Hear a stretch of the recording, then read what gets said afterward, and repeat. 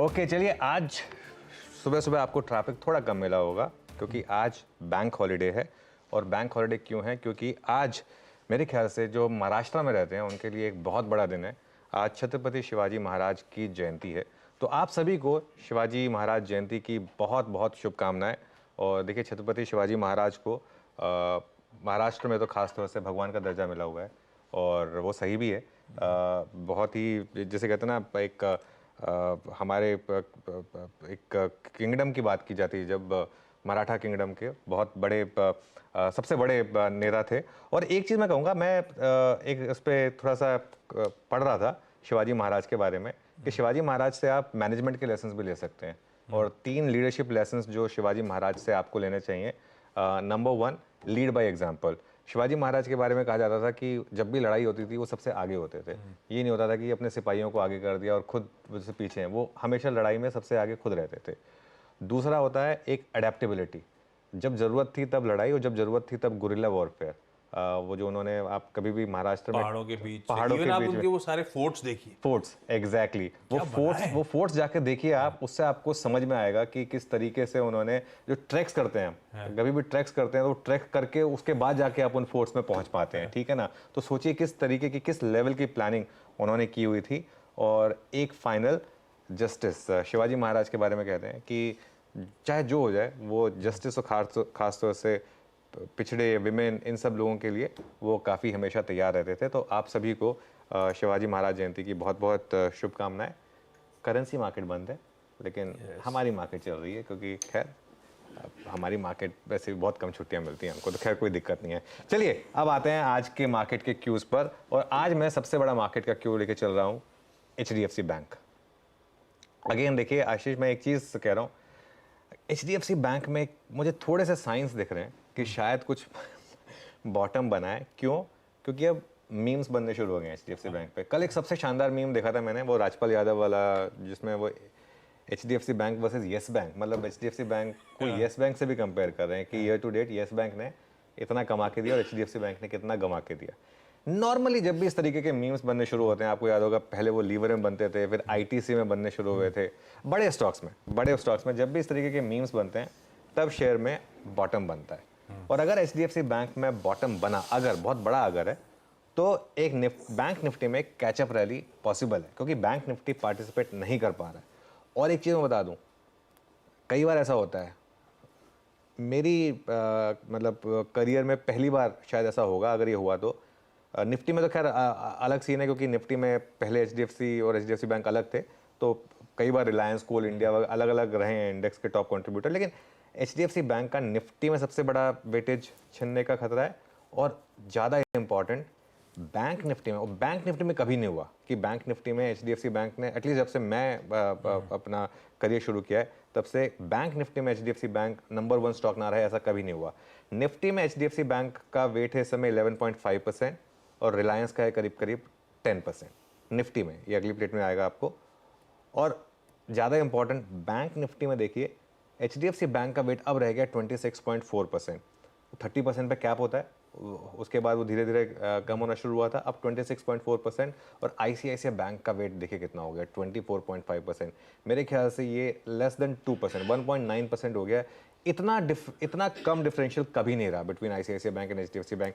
ये while HDFC bank का obviously के ऊपर प्रेशर पॉइंट आया है, मार्केट के लिए एक चीज़ अच्छी है कि ICICI बैंक बहुत ज़्यादा चल नहीं रहा हो भले, लेकिन ICICI बैंक एटलीस्ट किसी मतलब स्ट्रॉन्ग है स्टॉक, कम से कम रिलेटिवली, उसके नंबर्स भी अच्छे आ रहे हैं, तो ये एक मार्केट के लिए अच्छी चीज़ है। लेकिन क्या बॉटम लगने की तैयारी हो रही है, ये एक इंटरेस्टिंग चीज़ हो सकती है। ऑब्वियसली आज एनालिस्ट डे हो जाए, उसके बाद एक फ्रेश व्यू लेंगे HDFC बैंक पर।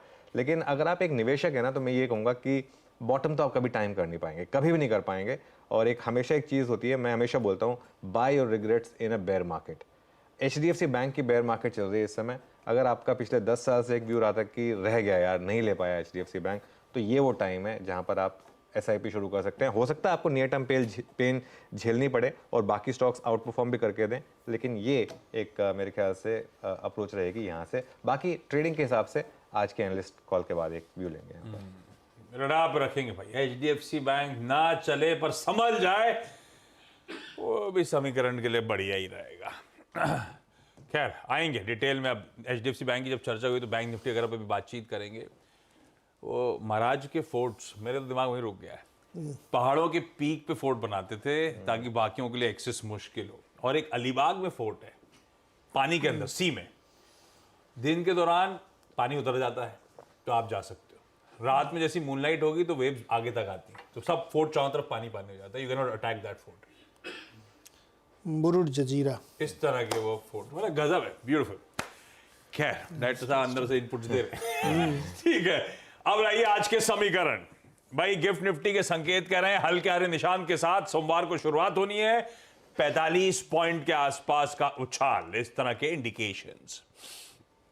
क्या कह रहा है बाकी का ग्लोब? पहले एशिया दिखाइएगा। एशिया में हांगकांग के बाजार लीड कर रहे हैं, पर कोई जापान थोड़ा सा पस्त पड़ा हुआ है, अपने रिकॉर्ड हाइस के आसपास थोड़ा सा पस्त है और कुछ नहीं। मिला जुला वैसे एशिया का कामकाज है। जो चल रहे हैं वो अच्छी तेजी में चल रहे हैं, जो ठंडे पड़े हैं वो अच्छे खासे दबाव में। इस तरह के समीकरण है। पर ओवर द वीकेंड क्यूज जो यूएस से आए थे वो थोड़े से दबाव वाले थे। 1/3 से 3/4 कह लीजिए, तीनों यूएस के बेंचमार्क्स दबाव में। वैसे था पूरे दिन दायरे में कामकाज अगर डाउ का इंट्राडे आएगा तो। और आज सुबह के फ्यूचर्स हल्के हरे निशान के साथ ट्रेड कर रहे हैं, पर वो आज के बाजार के लिए नहीं, जब ट्यूसडे को यूएस के मार्केट रिज्यूम करेंगे, क्योंकि आज तो छुट्टी है, तो ये कल के लिए समीकरण अभी बैठे हुए हैं।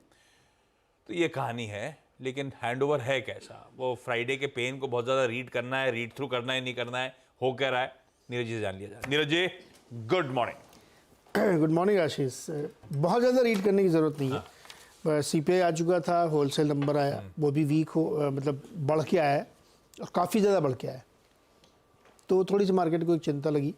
और जो कोर WPI वो तो बहुत ज़्यादा बढ़ के आया है, तो उसकी वजह से एक बार डर ये लग रहा है कि कहीं ऐसा ना हो कि हायर फॉर लॉन्गर वाला लंबा चले। और फेड के जो अधिकारी पिछले हफ्ते वो वार्निंग कर ही रहे थे, तो ये कंसर्न मार्केट का उभरा है और इसकी वजह से मार्केट थोड़ा सा कमज़ोर होकर बंद हुआ। लेकिन बहुत बड़ी कमज़ोरी भी नहीं आई है, थोड़ी थोड़ी कमज़ोरी आई। और चूँकि शुरुआत में ये 2 दिन गिरे था मार्केट हमारा यूएस का, तो वीकली क्लोज भी नेगेटिव है। पहली बार हुआ है कि वीकली क्लोज नेगेटिव दे रहे हैं वो, लेकिन बहुत बड़ी गिरावट नहीं है। अभी भी वो 5% के राइज पे ही है इस साल। और गोल्डमैन सैक्स ने 5200 का टारगेट, अपना टारगेट उसने रिन्यू किया है। तो वैसा कोई बहुत बड़ी परेशानी, चिंता की बात नहीं है। बट ये PPI का नंबर था जिस पे रिएक्शन दिया है। मार्केट क्रूड 83 पे बना हुआ है, तो वहाँ से भी कोई चिंता नहीं आ रही है। बल्कि एक बहुत अच्छी खबर चीन की तरफ से आई है। चीन में जो पिछला ल्यूनर ईयर मनाने का हफ्ते भर की छुट्टी थी, उसमें 42 करोड़ टूरिस्ट ट्रांजैक्शंस हुए हैं। और ये इतना बड़ा नंबर है कि 2019 प्री कोविड से भी 8% ज़्यादा है। तो क्या चाइना की इकॉनमी रिवाइव कर रही है? इतना ज़्यादा लोग वहाँ पे घूम फिर रहे हैं, पैसे खर्च कर रहे हैं, डिस्क्रिशनरी स्पेंडिंग कर रहे हैं। ये इंटरेस्टिंग है। ये बात हमने आपको फ्राइडे को बताई थी कि बहुत सारे ETF अब चाइना में बाइंग कर रहे हैं, तो शायद उन्होंने कुछ पहले से प्रीएम्प्ट किया हो। लेकिन कोई चिंता की बात नहीं, बहुत ज़्यादा रीड करने की जरूरत नहीं मार्केट में यूएस के। सब चंगा है भाई, कोई दिक्कत है नहीं। थोड़ा बहुत मुनाफा वसूली, हल्का बहुत कंसोलिडेशन होगा, ऐसे ज्यादा कुछ नहीं है। हैंडओवर बढ़िया ही है यूएस का। क्रूड हाँ जरूर $83 के आसपास है, वो रेड सी क्राइसिस के बीच में, पर ग्लोबली इक्विटीज अब तक नर्वस नहीं हुए हैं क्रूड को लेकर, तो ठीक है, वो वॉच आउट करेंगे। आमतौर पर इन लेवल्स के आसपास आके पस पड़ता है, देखते हैं ऐसा होगा नहीं होगा। वैसे 83 के ऊपर वाला वापस नीचे आ गया, 83 के लेवल्स पे के नीचे। खैर ये है ग्लोबल, मिला जुला न्यूट्रल रख लेते हैं यार। पॉजिटिव रखूं न्यूट्रल रखूं? Neutral to positive. न्यूट्रल से पॉजिटिव जोन पर रखिएगा यूएस के समीकरण या ग्लोब के समीकरण। अब आइए आज के सेटअप पे। बढ़िया रहा बीता हफ्ता, वीक ऑन वीक बढ़िया गेन्स, मंडे को छोड़ के हर दिन बढ़िया तेजी बनी। बैक टू बैक 4 सेशन हमने अच्छे मोमेंटम के एंजॉय कर लिए हैं, रिकॉर्ड हाइस के पास खड़े हुए हैं। ऐसे में सेटअप कैसा है, ट्रेड सेटअप पहले वो समझा जाए, उसके बाद निफ्टी बैंक की अप्रोच को उतरेंगे। सेटअप कैसा लग रहा है इस समय? वो आपके 2 आंकड़े FIDI दोनों कैश में वही बस सेटअप में बस मामला एक ही खराब है, और इसके लिए मुझे लग रहा है कि आज एक बार के लिए इंटरडे में रेड पॉसिबल है, क्योंकि DI FI दोनों बाय और FI का इंडेक्स और स्टॉक फ्यूचर्स दोनों में बाय है, तो चारों बाय है। ये खराब है मामला। DI ने 1571 करोड़ खरीदा, सामने FIs ने भी 253 करोड़ खरीदा। थोड़ा सा अगर FIs बेच देते तो वो बेटर रहता, लेकिन ऐसा हुआ नहीं है। तो ये इस समय का आंकड़ा है। और जहाँ तक बात है इंडेक्स फ्यूचर्स और स्टॉक फ्यूचर्स की, करीब करीब 640 करोड़ इंडेक्स फ्यूचर्स में बाय किए एफआईज ने और 1260 करोड़ के करीब बाय किए उन्होंने स्टॉक फ्यूचर्स में। तो ये कुल मिला के मामला है। ये एफआईज का कैश का नंबर ऑब्वियसली 253 करोड़ की बाइंग है यहाँ पर, और डीआईएस की भी बाइंग है। और पहले वो वाली प्लेट दिखा दें अगर चल रहा है जिसमें दोनों के नंबर्स दिखाते हैं, क्योंकि उनको दिखाना था एफआई और डीआई का। तो वो ये देखिए यहाँ 1571 करोड़ डीआईएस और 253 करोड़ एफआई, और इंडेक्स फ्यूचर्स और स्टॉक फ्यूचर्स में 640 करोड़ इंडेक्स फ्यूचर्स और 1260 करोड़ स्टॉक फ्यूचर्स। उसमें भी दोनों में बाइंग है, निफ्टी में भी बाइंग है और बैंक निफ्टी में भी बाइंग है। बैंक निफ्टी में कम है, निफ्टी में ज़्यादा है। निफ्टी में करीब करीब 522 करोड़, और लॉन्ग्स जुड़े हैं करीब करीब 10,500, और अब लॉन्ग शॉर्ट जो है वो हो गया 38%, 62%। ये धीरे धीरे मुझे लग रहा है कि 50-50 वाला मामला बनेगा। अगर वो चार्ट रेडी हो तो वो चार्ट देख लीजिए आप, ये देखिए ये चार्ट स्क्रीन पर धीरे धीरे वापस ऊपर आ रहे हैं। मिडिल ऑफ द रेंज में है इस समय, जो हम पीक और बॉटम के नॉर्मली होते हैं उसमें। और एक चीज़ जो थोड़ी सी स्लाइटली ओवरबॉट हो गई है आशीष, वो है पुट कॉल रेशो। अब हम आ गए 1.22 पर, और अगर आज मार्केट फिर गैप अप खुल गया 1.3 के करीब आ गया, तो मुझे लग रहा है एक बार के लिए मार्केट में हो सकता है कि थोड़ी सी प्रॉफिट टेकिंग आ जाए। लेकिन क्योंकि आज यूएस मार्केट क्लोज्ड है, मुझे लग रहा है कि सेकेंड हाफ में हो सकता है कि एक रैली बन जाए। सेकेंड हाफ में ये पॉसिबल है, लेकिन आपको ना इंट्राडे में दोनों चीज़ों के लिए तैयार रहना है। अगर मार्केट ने ये दिखा दिया कि नहीं वो ओवरबॉट नेचर की वजह से मार्केट गिर रहा है, तो इंट्राडे में, प्योरली इंट्राडे में शॉर्ट ट्रेड से भी झिझकना नहीं है, प्योरली इंट्राडे में, और वो भी खासतौर से बैंक निफ्टी में। और मेरे ख्याल से आज बैंकेक्स, आज मंडे है ना, तो बैंकेक्स की वीकली एक्सपायरी भी है, तो उसके थ्रू पार्टिसिपेट कर सकते हैं आप। F&O बैन में भी एक स्टॉक ऐड हुआ है नैल्को, और एक बाहर आया है बायोकॉन, और ऑलरेडी करीब 13 स्टॉक ऑलरेडी हैं। तो सेटअप जो है स्लाइटली ओवरबॉट है। मेरी माई ओनली वरी आज की ट्रेड के लिए कि सेटअप ओवरबॉट है। सेटअप थोड़ा सा ओवरबॉट, ग्लोब के संकेत न्यूट्रल से स्लाइटली पॉजिटिव रखें। हाँ, आज निफ्टी मिड कैप सेलेक्ट और बैंकेक्स दोनों की मंडे है, तो एक्सपायरी, वीकली एक्सपायरी का दिन है। अब लेकर आइए निफ्टी। बढ़िया मूव्स पिछले कई दिनों से हम लोग एंजॉय कर रहे हैं, और बेहद, और मेरा ऑल टाइम हाइज के एकदम किसिंग डिस्टेंस दूर है। आज का ऐसा कुछ गैप आ गया तो ऑलमोस्ट वहीं जाके खड़े हो रहे होंगे। वो क्या है, गैप अप पे कंफर्टेबली निकल जाता है all time high. Gap up पे नहीं निकला तो दिन में थोड़ा सा रुलाएगा। तो और आपने कहा भी दोनों तरफ के शायद मौके हों, स्क्रीन को वॉच आउट करने की जरूरत। तो स्क्रीन पे क्या देखूं, रणनीति क्या रखूं आज के लिए निफ्टी 50 की? देखिए निफ्टी की जहाँ तक रणनीति की बात है, यहाँ पर ऑब्वियसली आपका ऑल टाइम हाई क्वेश्चन में आएगा 22,126, जो कि आपका पहला रेजिस्टेंस बनेगा यहाँ पर, और उसके बाद बड़ी रेजिस्टेंस है 22,229, वो ऑप्शंस के हिसाब से, क्योंकि 22,100 पर सबसे बड़ा कॉल राइटर है, उसका प्रीमियम के हिसाब से 22,229 तक वो सेफ है। तो मेरे ख्याल से दो तरीके हैं आपके पास ट्रेड करने के निफ्टी में लॉन्ग के लिए। या तो आप इंट्राडे में डिप का वेट करें, या फिर आप ब्रेकआउट का वेट करें। ब्रेकआउट से क्या मतलब, मेरा 22,126 क्रॉस हो जाए और उसके ऊपर टिक जाए। ये नहीं कि आपने 22,100 पे ले लिया, क्योंकि 22,100 पे ले लिया तो फिर रिस्क रहेगा आपके पास। 22,126 क्रॉस हो जाए, उसके ऊपर टिके हैं। ऐसा नहीं है कि 22,127 आपने बाय कर लिया और फिर मुझे मैसेज भेज दिया कि अब मैं क्या करूं, मैं तो फंस गया। वो नहीं कह रहा हूं मैं। 22,126 के ऊपर कम से कम 15-20 मिनट टिकना चाहिए, ठीक है। लगना चाहिए कि हाँ, जितनी सेलिंग आनी थी वो सब एब्जॉर्ब हो चुकी है। तब मार्केट एक इंडिकेशन देगा आपको कि अब वो उसके ऊपर टिकने को तैयार है, और वहां अगर आप बाय कर रहे हैं तो आपका स्टॉप लॉस होगा डे लो, ठीक है। दो अप्रोच है। देखिए, पहली अप्रोच हो गई कि 22,126 का ब्रेकआउट का वेट कर लें, उसके ऊपर टिकने दें, फिर बाय कर लें, और तब आपका स्टॉप लॉस होगा डे लो। दूसरी अप्रोच क्या है? दूसरी अप्रोच ये है, डिप का वेट करें, डिप में एक बार मार्केट को रिवर्सल लेने दें।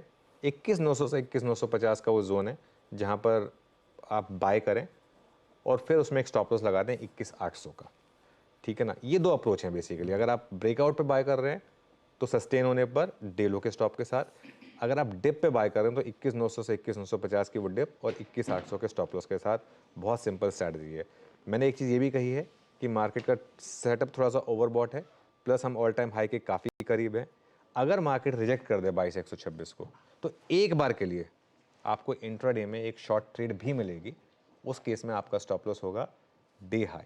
अगर हमने 22,126 पर रिजेक्शन दिया, और रिजेक्शन क्लियरली विजिबल हो जाएगा आपको स्क्रीन पर, अगर ऐसा हो तो आप एक वहाँ पर सेल करें और एक स्टॉप लॉस लगा दें डे हाई का। पोजिशनली लेकिन लॉन्ग रहें मार्केट में, और पोजिशनली मेरा टारगेट जो है वो इंटैक्ट है 23456 का, और उसमें बस आपका स्टॉप लॉस जो है उसको बढ़ा कर ले आएँ 21800 क्लोजिंग बेसिस पर, ये आपका बेसिकली स्टॉप लॉस हो जाएगा।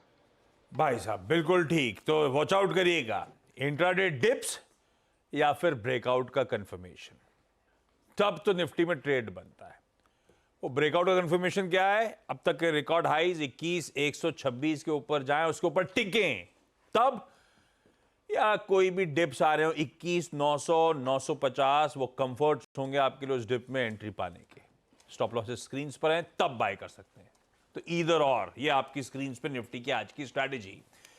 निफ्टी बैंक वैसे कंफर्ट इस पॉकेट ने भी कुछ कुछ दिया, मंडे के दबाव के बाद इसने भी चारों दिन उछाल के साथ कामकाज, week on week decent gains थे, पर HDFC बैंक आज वहां से अपडेट्स के लिए अवेटेड होंगे और वो हैवी वेट है इस पॉकेट का। ऐसे में निफ्टी बैंक कुछ कंफर्ट बढ़ रहा है या अभी वेट एंड वॉच ही रखें? अभी वेट एंड वॉच है। निफ्टी बैंक में मैं अभी भी एक चीज़ कहूँगा कि निफ्टी बैंक में अभी भी आप जो भी ट्रेडिंग करें ना, आपको वो इंट्राडे ही करिए, प्योरली इंट्राडे ट्रेडिंग करिए निफ्टी बैंक में, क्योंकि HDFC बैंक की एक बार एनालिस्ट मीट हो जाएगी, उसके बाद ही आपको यहाँ पर एक बड़ा ट्रेड मिलेगा।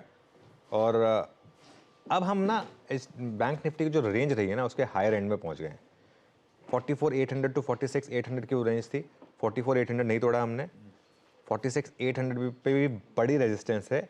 इवन फ्राइडे को भी हम न्यू हाई इसीलिए नहीं लगा पाए क्योंकि बैंक निफ्टी ने डिसाइड किया कि नहीं, अभी नया हाई लगने का टाइम नहीं आया है, तो इसके लिए जो फ्राइडे को वही एक रीज़न रहा कि हम न्यू हाई नहीं लगा पाए। और ये देखिए निफ्टी और बैंक निफ्टी का स्प्लिट स्क्रीन देखिए आशीष, इसमें आपको क्लियरली दिखाई देगा कि निफ्टी पूरा स्टेबल रहा और बैंक निफ्टी कोलैप्स हुआ टुवर्ड्स द एंड। तो ये जो है ये एक दिक्कत रही यहाँ पर। बाकी तो खैर निफ्टी में भी आप स्ट्रैटेजी यही रहेगी कि पहले की गिरावट में ख़रीदारी करें और रैली में बिकवाली करें, ये एक अप्रोच रहेगी यहाँ पर। अगर आप बाय कर रहे हैं तो डे लो का स्टॉप लॉस लगाएं, और अगर आप सेल कर रहे हैं तो डे हाई का स्टॉप लॉस लगाएं। ये बेसिकली स्ट्रैटेजी होगी बैंक निफ्टी पर। बहुत बढ़िया।